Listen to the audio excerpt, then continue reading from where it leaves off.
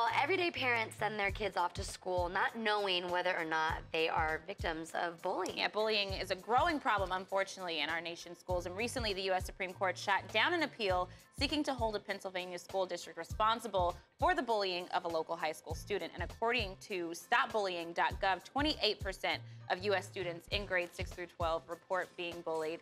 Same for 20% of U.S. students in grades 9 through 12. And one woman, who I love, is taking some active steps to protect children against bullying. So joining us live via Skype is life coach and, of course, Heart and Soul magazine enrichment partner and founder of the Speak to Me Foundation. Please welcome Miss Brentney Parks. Hey, lady. Hello. How are you doing today? We're great, and we're so excited to talk to you because bullying is unfortunately a growing thing in our world right now. Yeah, especially with things like social media, and I think childhood obesity is one of those. But let's start with how you got involved with being a bullying activist. How did that all come to fruition for you? Well, you know what? Actually, it is why not be involved? We all need to be accountable of our own actions. And a lot of times people are bullied or witness of people being bullied or bullies themselves, and it's all because we're not accountable of our own actions. What comes out of our mouth and the number one reason for bullying, what goes into our mouth, which is childhood obesity. So it's why not get involved. It's such a true statement there. Now, let's talk about your Step Against Bullying campaign. Tell us a little bit about that.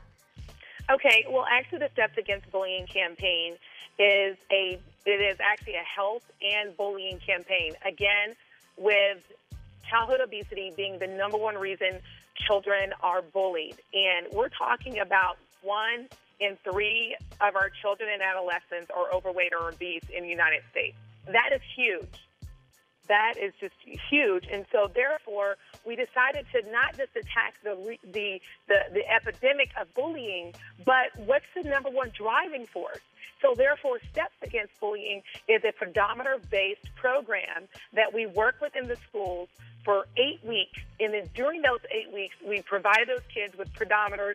We motivate them. We get celebrities involved and athletes involved. And we just really get those kids motivated to moving and to being active. And as they're doing that, they actually work together as a team because they work within their classrooms. So their classrooms are individual teams. So they're cell units. And so before, when I bullied you or I didn't like you just because of who you are, that was because I wasn't thinking of you as my team member.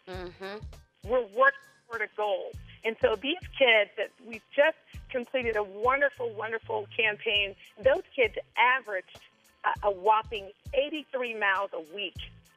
That's amazing. Goodness.